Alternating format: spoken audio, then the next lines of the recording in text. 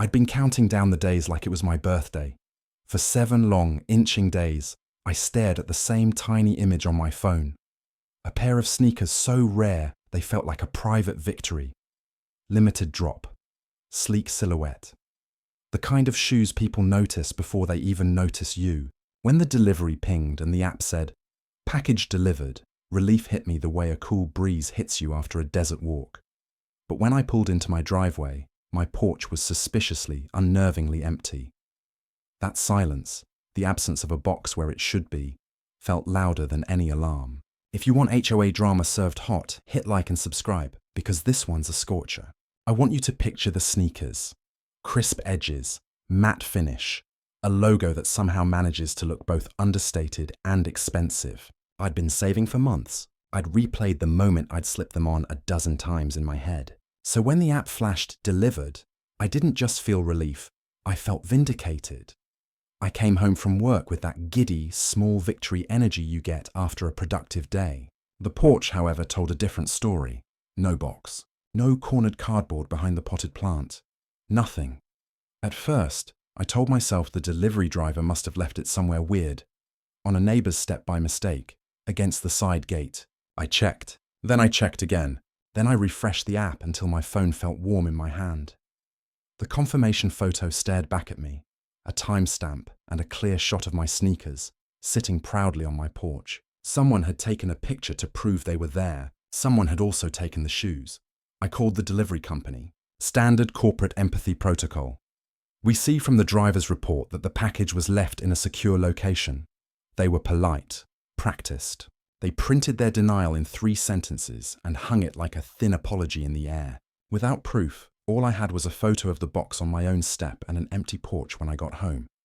It's wild how a small theft can rearrange the furniture in your brain. It wasn't just shoes, it was the violation. The house felt smaller somehow. The front door less a barrier and more a suggestion. I tried to be reasonable. Maybe, I thought, I misread the delivery message. Maybe a passerby saw the box and couldn't help themselves. People make terrible decisions. But then my nephew's birthday arrived, and with it, another set of packages I wanted to be on time. Cheap, cheerful action figures he'd been begging for. Not high value by any stretch, just sentimental. The same notification popped up. Same deadline nerves at work. Same sickening moment when I pulled up and realized the porch was bare. No tape, no cardboard fibers. Like the box had been vaporized. Now I could no longer pin this on chance. 2 separate deliveries vanished from my doorstep. Whoever was doing this was deliberate. Whoever was doing this knew the rhythm of my life. When I left, when I'd be back, the cadence of my workday. That was the worst part. This felt personal. My privacy had been peeked at and then crossed. If there was one person in our neighborhood who loved taking credit for safety, it was our HOA president, Karen. She had a way of announcing herself in meetings, a tone that suggested the neighborhood's rules were her rules, and everyone else's opinions were optional. She carried herself as though she'd been appointed guardian of the cul-de-sac. So I did what felt sensible. I marched over to her house with a polite complaint, expecting the procedural steps, camera checks, neighborhood alerts, maybe a passive-aggressive email to residents. The conversation was textbook. She listened, nodded, made sympathetic noises, and then her son wandered in like someone who belonged on a magazine cover for suburban entitlement. On his feet were the exact pair of sneakers from my order. The same silhouette, the same little emblem, the same impossible-to-find colorway. It was an impossible coincidence. My stomach dropped. I forced a steady voice and left without accusation. You can't storm a house on suspicion alone. People call that reckless. And yet leaving without doing anything felt like feeding injustice with silence. I could have gone straight to the board. I could have called the police and filed a report. Instead, I chose evidence. Installing cameras felt like the adult answer. Undeniable footage beats, she said every time. I ordered small, discreet cameras, nothing obtrusive that would get ripped down, and set them up in places a passerby wouldn't notice, but my porch thief certainly would. Then I did something the universe already knew I'd do. I baited the hook. This time the bait wasn't glamorous. A phone charger, headphones, cheap, unappealing. The point wasn't to rob them blind. It was to catch them in the act. People who steal for the thrill or the easy score often can't resist a free prize. The psychology of pocketing something within sight, but beyond reach. My heart thudded while the package was delivered. I watched the live feed on my phone as someone approached, and there she was, Karen. Seeing her on the footage was surreal. The person who'd sat with me, who'd spoken about neighborhood safety like a personal achievement, was the one casually tucking my parcel under her arm. She did it with the same casual air she used when reprimanding someone for using the wrong recycling bin. At that point, I faced a choice. I could take the footage directly to the HOA board and the police and let due process run its course. That would be the clean, calm, correctly legal path. But there is a particular kind of satisfaction in making hypocrisy visible to an entire room without sounding like a tattletale, enforcing. Someone who orchestrated neighborly virtue signaling to stand in the mirror and meet their own reflection. I also knew the HOA was a world of politics. Karen had friends. Karma in small towns can be slow. And by the time it worked, a lot of time and sunlight and memories had faded. The footage could be explained away as a misunderstanding. That's my son's shoes, or as a mislabeling of packages. That's the slippery slope of the polite lie. It trades a tiny inconvenience for months of doubt. So I planned, but not with the dark, do-it-yourself methods you see in cautionary internet posts. I planned a prank that would highlight the ridiculousness of the situation, force public attention, and make it impossible for her to flinch away from responsibility. Crucially, I planned something non-harmful. No weapons, no anything dangerous. It was about humiliation, accountability, and theatre.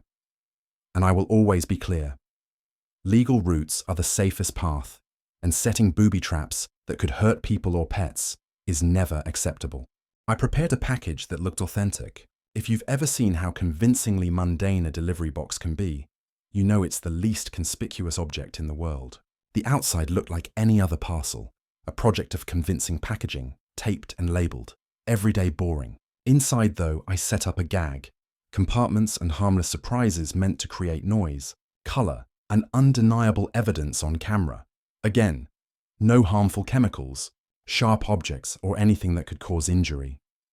I worked late into the night, laughing at myself as I put the finishing touches on what I half-jokingly called the performance box.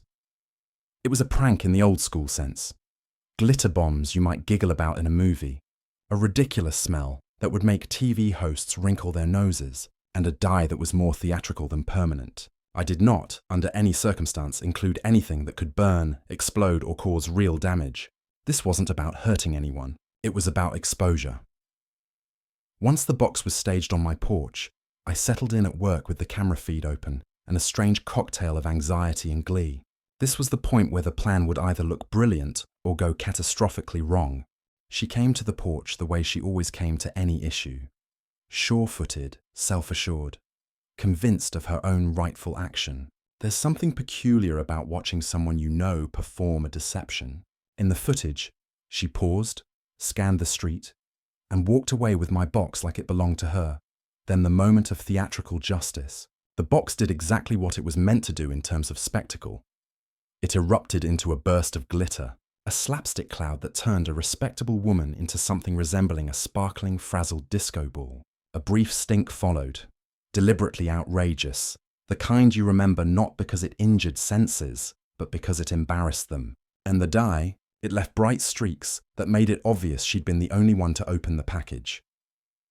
Let me be crystal.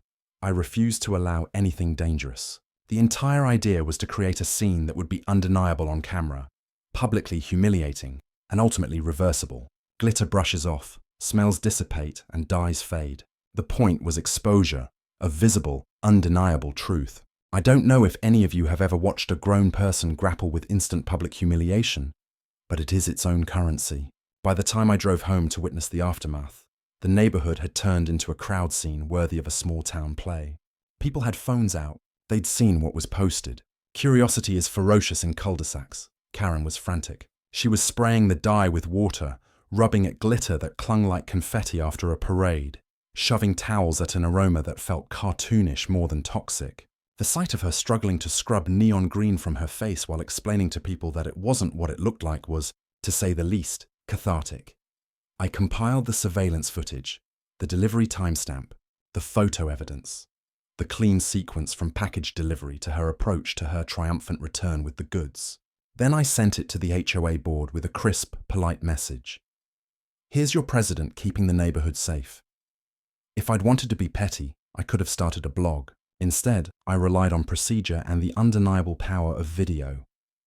At the board meeting, when the footage played on the projector, there was an audible intake of breath. The hush that followed was thick. Members shifted uncomfortably as they watched a woman who had lectured neighbors about rules and order take an item that wasn't hers, smile about it, and walk it home. Consequences arrived relatively quickly. Karen was confronted by the board, the evidence was reviewed, and the motions passed. She was required to reimburse me for the value of the items stolen. Double. A punitive step the board took to make the restitution meaningful. She was also removed from her presidency. In an HOA world where people cling to titles like badges, stripping someone of that role is like taking away a favorite hat. The community changed too. People talked more about packages, started using delivery lockers, and looked out for each other. I saw strange, small kindnesses. Neighbors accepting packages for each other, leaving notes, little ripples that felt like repairs. There's an ugly side to this, of course. She got publicly humiliated. She lost a role that had given her status. Reputation in the internet age is fragile. Videos travel farther than apologies. For a while, Karen's name became shorthand around the neighborhood for hypocrisy. I don't gloat about that. I do, however, recognize the strange justice in watching someone who enforced rules bend them for personal gain, and then be forced to confront the dissonance. There are a few lessons I learned, obvious ones and subtler ones. First, evidence matters. In any dispute, the side with undeniable proof usually wins. That's not a moral point so much as a practical one. Peaceful resolution often requires documentation. Second, community enforcement, HOA meetings, stern emails, neighborly vigilance works when leaders actually uphold the standards they preach. The moment they don't, people stop trusting the system. That loss of trust is corrosive and can take months, sometimes years to rebuild. Third, be careful what you boil down to revenge. I chose a theatrical prank because it felt proportionate and non-violent. If you're listening and thinking this is a how-to, stop. A staged exposure like mine works because it's visible and contained. It could have gone very differently. There's a moral cost to humiliation. If you choose subterfuge, you're trading off personal ethics for a quick thrill. I don't recommend recreating this kind of sting. If you get someone on camera stealing from you, the safer move is to take it to the HOA or law enforcement and let them handle the escalation. Finally, the experience made me think about ritual apologies versus meaningful change. Even when Karen apologized, and she did grudgingly with the kind of tone that suggested she preferred a quiet settlement, the community response was the real consequence. People chose to alter their behavior, to become more watchful and more helpful. In a way, the neighborhood became its own corrective. We often forget to imagine the person who steals. Are they desperate, entitled, playing a game? Karen's theft didn't seem like a cry for help. It was a pattern that suggested entitlement and rationalization. My son needed shoes, or it was only a small thing. The kinds of phrases people use to justify bending rules they otherwise enforce. At the meeting, she sat under the lights that had always shown her issuing decrees. Stripped of the presidency, she attempted to reclaim some dignity. Some neighbors offered brief, cautious support. Others viewed her with cold suspicion. The long arc of that social punishment is unpredictable. The important part was that the behavior stopped. The sneakers were returned, the board voted for restitution, and the message was clear. You can't preach safety and then take liberties yourself. People love modular drama. Once the footage found its way into the right inboxes, it spread. Neighbors passed it around. A local community group shared the clip with a frank caption. Comments ranged from rapturous applause to calls for caution. I received messages from people whose packages had gone missing for months and found it oddly comforting to see tangible accountability happen in real time. There was another wave of messages from folks who thought my prank was too far. I listened to them. They were right to be worried about precedent. If I had to do it over, I might have collected the evidence and gone straight to the board, perhaps with a neighborly advocate at my side. But there's no denying the performative element of the spectacle I staged did expedite accountability in a way that paperwork sometimes cannot. This story lives at the edges of right and wrong. I refuse to allow the narrative to be about me as a victim who shrugs and moves on. I wanted visibility more than vindictiveness. I wanted a clear line drawn in communal expectation. We look out for one another, and we don't let people weaponize their titles for petty theft. If you're watching and you want a takeaway, be sensible. Use secure delivery options. Build evidence where possible. And if you find yourself tempted toward theatrical revenge, consider the legal and moral risks. The system, police, HOA, small claims court, exists for a reason. It channels frustration into structured outcomes. My path worked this time because I avoided actual harm and relied on built-in consequences. That doesn't mean it's the right path for everyone. A few months later, the stain on Karen's reputation had faded a little, as stains do. People got used to the new normal, packages into lockers, cameras on porches, and an uptick in neighborly check-ins. I bought a second pair of shoes, different, color, same silhouette, and wore them with the small, sweet knowledge that I'd defended my boundaries, not with violence or malice, but with strategy and an insistence that hypocrisy be seen for what it was. So what do you think? Did Karen get what she deserved? Would you have handled it the same way? Drop a comment below. If you want more HOA, showdowns, neighborhood justice tales, and small victories from suburban life, like and subscribe. I've got more stories, some messy, some tidy, all human. Thanks for watching Prodigy Tales. Keep your packages safe and your sense of proportion intact.